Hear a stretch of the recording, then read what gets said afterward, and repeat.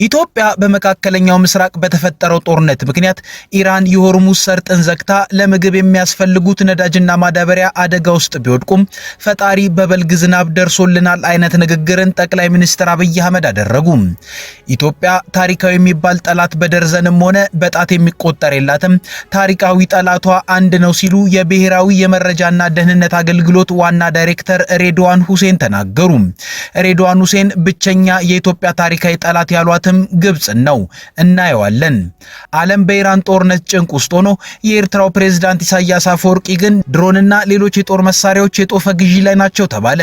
ከሚስጥራዊቷ ደሴት በመርከብ ስላመጡት መሳሪያ መረጃ አለን እንነግራችኋለን። ጤና ይስጥልን፣ ኢትዮ ፍሮንቶች ነን።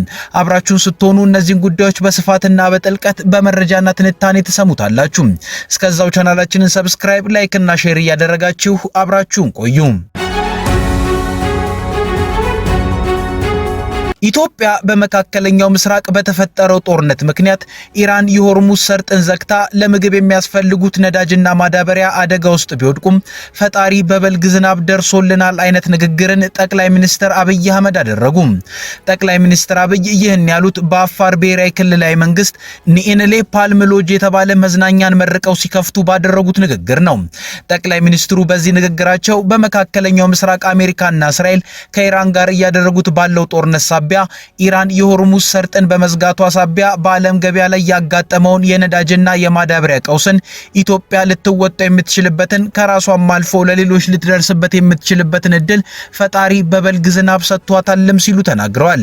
በንግግራቸውም የዘንድሮ የበልግ ዝናብ ካለፉት ጊዜያት የበለጠ መሆኑን ከተናገሩ በኋላ የዘንድሮውን ዝናብ ከአምናውና ካቻምናው ከዚህ ቀደም ከምናውቀው ዝናብ በተለየ ሁኔታ እኛ ኢትዮጵያውያን ልንወስደው ይገባል። ምክንያቱም በመካከለኛው ምስራቅ በተፈጠረው ችግር ሁለት አንኳር አስፈላጊ ጉዳዮች አስፈላጊ ግብአቶችም አደጋ ደርሶባቸዋል። አንደኛው ነዳጅና ኢነርጂ ነው፣ ሁለተኛው ማዳበሪያ ነው። ሁለቱ ቁልፍ ግብአቶች በደረሰባቸው አደጋ የመጀመሪያው ጥቃት የሚያጋጥመው ምግብ ነው። በማዳበሪያውም በኢነርጂው እጦት ምክንያት የሚጎዳው የምግብ እጥረት የሚያስከትለው አደጋ ነው ብለዋል። ዘንድሮ በመካከለኛው ምስራቅ በተፈጠረው ችግር ሁለት አንኳር አስፈላጊ ጉዳዮች አስፈላጊ ግብአቶች አደጋ ደርሶባቸዋል። አንደኛው ነዳጅ ኢነርጂ ነው፣ ሁለተኛው ማዳበሪያ ነው። ሁለቱ ቁልፍ ግብአቶች በደረሰባቸው አደጋ የመጀመሪያው ጥቃት የሚያጋጥመው ምግብ ነው። በማዳበሪያውም በኢነርጂውም እጦት ምክንያት የሚጎዳው የምግብ እጥረት የሚያስከትለው አደጋ ነው። ጠቅላይ ሚኒስትር አብይ አክለውም ምግብን ለማምረት ነዳጅ ቢያዝብን ማዳበሪያም ቢያዝብን በልግ በዚህ ልክ ከተሰጠን ፈጣሪ በብዙ ሊጎበኘን ፍላጎት አሳይቷል ማለት ነው ብለዋል። ምግብን ለማምረት ነዳጅ ቢያዝብን ማዳበሪያ ቢያዝብን በልግ በዚህ ልክ ከተሰጠን ፈጣሪ በብዙ ሊጎበኘን ፍላጎት አሳድሯል ማለት ነው። ምን ከሆነ አርሰን አለሰን ተዘጋጅተን ተጠበቀ። ሆኖም ጠቅላይ ሚኒስትር አብይ አህመድ ኢትዮጵያ በመካከለኛው ምስራቅ ጦርነት ምክንያት ነዳጅና ማዳበሪያን ብናጣ ፈጣሪ በበልግ ዝናብ ክሶናል ብለው ይናገሩ እንጂ ኢትዮጵያ የቀረባት ነዳጅና ማዳበሪያ እንዴት በዝናብ እንደሚካካስ ዘርዘር አድርገው አልተናገሩም። ጠቅላይ ሚኒስትሩ ለእርሻ የሚያስፈልገው ማዳበሪያ ከጠፋ በዛ ብሎ በተገኘ የበልግ ዝናብ ይበልጥ ብዙ ቦታን በማረስ በማዳበሪያ ሊገኝ የሚችለውን ምርታማነት በብዙ ዝናብ ብዙ ቦታን በማረስ ለማካካስ ይቻላል ለማለት ፈልገው ይሁን አይሁን ግልጽ አይደለም። የጉዳዩ ሳይንሳዊነትም ማብራሪያ ያስፈልገዋል። በሌላ በኩል የምርት ግብአቶችን ለማዘዋወር ለተሽከርካሪ የሚያስፈልገው ነዳጅ ማጠርስ ከዝናብ መገኘት መካካስ ጋር ስላለው ተዛምዶም ያሉት ነገር የለም። ነገር ግን አክለውም ዘንድሮ በልግን ኢትዮጵያ ውስጥ በበቂ ሁኔታ ማረስም ማሳረስም በመካከለኛው ምስራቅ የተፈጠረውን ችግር ለኛ ብቻ ሳይሆን ለሚቸገሩ ሰዎች ለመድረስም ጭምር ትልቅ እድል ይሰጠናልም ብለዋል። ዘንድሮ በልግን በበቂ ሁኔታ ኢትዮጵያ ውስጥ ማረስ ማሳረስ በመካከለኛው ምስራቅ የተፈጠረው ችግር ለኛ ብቻ ሳይሆን ለሚቸገሩ ሰዎች ለመድረስም ጭምር ትልቅ እድል ስለሚሰጥ ሳንዘናጋ ልክ በዚህ ቦታ ላይ ያልታየን አይተን መልካም ነገር እንዳስቀመጥን የበልግንም ዝናብ በዚያው ልክ መጠቀም ያስፈልጋል። የሆነ ሆኖ ጠቅላይ ሚኒስትር አብይ ንኢንሌ ፓልም ሎጅ በተመረቀበት ቦታ ላይ ካደረጉት ንግግር በመካከለኛው ምስራቅ ጦርነት ሳቢያ የማዳበሪያና ነዳጅ እጥረት አደገኛ ሆኖ እየመጣ መሆኑን መረዳት ይቻላል። ከቀናት በፊት እሳቸው በወጡት መግለጫ በጦርነቱ ሳቢያ የነዳጅ እጥረት ስለሚኖር ዜጎች ቁጠባን ልማዳቸው እንዲያደርጉም ጠይቀው ነበር። ኢትዮጵያ ታሪካዊ የሚባል ጠላት በደርዘንም ሆነ በጣት የሚቆጠር የላትም። ታሪካዊ ጠላቷ አንድ ነው ሲሉ የብሔራዊ የመረጃና ደህንነት አገልግሎት ዋና ዳይሬክተር ሬድዋን ሁሴን ተናገሩ። ሬድዋን ሁሴን ይህን የተናገሩት ለመገናኛ ብዙሃን ባለሙያዎች የተዘጋጀና ስለ ብሔራዊ ጥቅም ባተኮረ በአንድ መድረክ ላይ ነው። ሬድዋን ሁሴን ኢትዮጵያ ታሪካዊ ጠላቷ አንድ ብቻ ነው ሲሉ እሷንም ግብጽ ነች ለማለት ፈልገው እንደሆነም ከማብራሪያቸው መረዳት ይቻላል። ለማብራሪያቸው የተጠቀሙት ኢትዮጵያ የውሃ ሀብቷን እንዳትጠቀም በግብጽ ተሰራባት ያሉትን ደባ ነው። በንግግራቸውም ውሃ በግብጽ ሕይወት ነው፣ የሁሉ ነገር መነሻ ውሃ ነው፣ ትራንስፖርቱም እድገቱም ጽዳቱም ውሃ ነው። ኢትዮጵያ ውስጥ ግን ስለ ውሃ እንዴት ነው የተማርነው?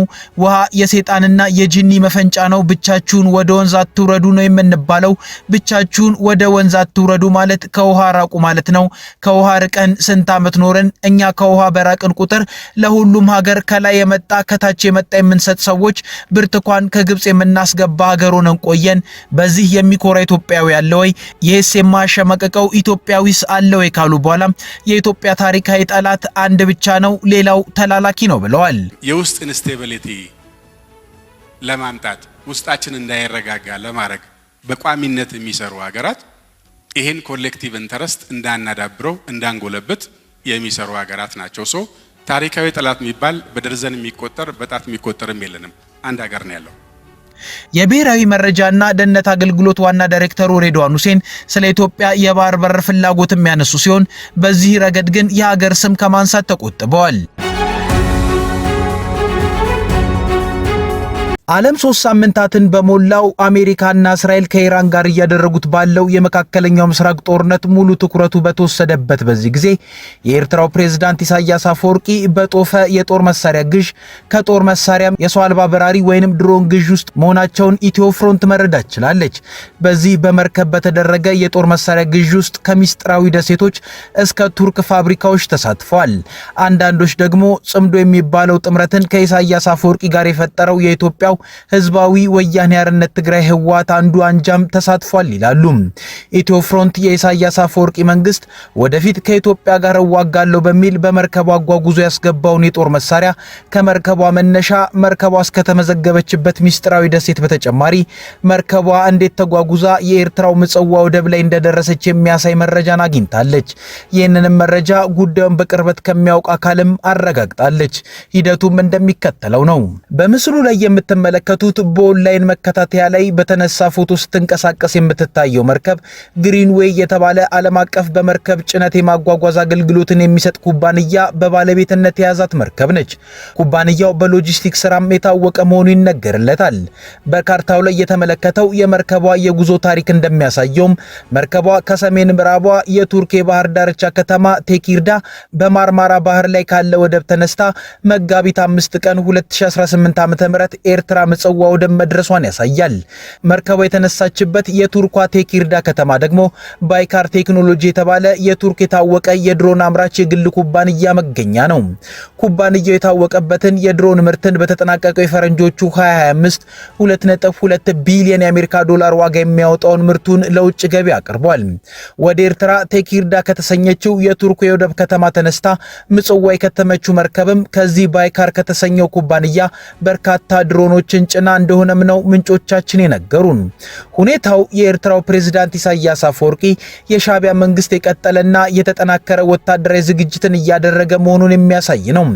የአስመራ መንግስት የጠቅላይ ሚኒስትር አብይ አህመድ መንግስት በቀይ ባህር ላይ የይገባኛል ጥያቄን ካነሳ ጀምሮ ውጥረት ውስጥ ገብቷል። በተለይ ከቅርብ ወራት ወዲህ ሁለቱ ሀገራት ወደ ለየለት ጦርነት ይገባሉ የሚለው ዓለም አቀፍ ስጋትም አይሎ ነበር። ሀገራቱ ጦራቸውን ወደ የድንበሮቻቸው አስጠግተዋል ከተባለ በኋላ ከአሁን ውጊያ ውጊያ ይጀመራል በሚል የድንበር አካባቢ ነዋሪዎችም ከመኖሪያ ቀያቸው ተፈናቅለው መኖሪያን ቀይረዋል። ሆኖም በመካከለኛው ምስራቅ አሜሪካና እስራኤል ከኢራን ጋር ጦርነት ውስጥ ከገቡ በኋላ በኢትዮጵያና በኤርትራ መካከል የነበረው ውጥረት መጠነኛ መርገብን አሳይቷል። በመካከለኛው ምስራቅ የተነሳው ጦርነት በዓለም ገበያ የነዳጅ እጥረትና የዋጋ ውድነትን መፍጠሩ በራሱ ሀገራቱ ጦርነቱን ከማካሄድ ሳያቅባቸው እንዳልቀረ ይታመናል። ነገር ግን አሁን ያገኘነው መረጃ እንደሚያሳየው በሁለቱ ሀገራት መካከል የቃላት ጦርነቱ ረገብ ይበል እንጂ ወደፊት ጦርነት አይቀርም በሚል የመሳሪያ ሸመታ ላይ መሆናቸውን ነው። ከቱርኳ ከተማ ተነስታ ኤርትራ ምጽዋ የደረሰችው መርከብ ባለቤትነት ጉዳይም አስገራሚ ነገር አለው። በምስሉ ላይ እንደሚታየው ድሮንና የጦር መሳሪያውን ከቱርክ ምጽዋ ያደረሰችው መርከብ ግሪንዌይ የተባለ ኩባንያ በባለቤትነት የያዛት ነች። ይህ ኩባንያ ደግሞ የተባበሩት አረብ ኤሚሬት ውስጥ በንግድ የተመዘገበ እንደሆነ ነው የሚነገረው። ነገር ግን የጦር መሳሪያው ከቱርክ ኤርትራ ምጽዋ የተጓጓዘባት መርከብ የተመዘገበችው ሴንት ኪትስ ኤንድ ኔቪስ በተባሉት በካሪቢያን በሚገኙት ደሴቶች ነው። የሚገርመውም በእነዚህ ደሴቶች የሚመዘገቡት መርከቦች በዓለም ላይ የተለያዩ ህገወጥ ንግዶችን፣ የጦር መሳሪያ ዝውውሮችን በመስራት እንደሚታወቁ ይነገራል። በእንዲህ አይነት ዓለም አቀፍ የህገወጥ ንግድ ላይ የሚሰሩት አካላት መርከቦችን በእነዚህ ደሴቶች ማስመዝገብ የሚፈልጉትም የህግ ቁጥጥራቸው የላላ ስለሆነ በቀላሉ መርከብ ላይ የሚለጠፍ ወይንም የሚውለበለብ ባንዲራን ስለሚሰጡ ከተጠያቂነት ለማምለጥ ነው።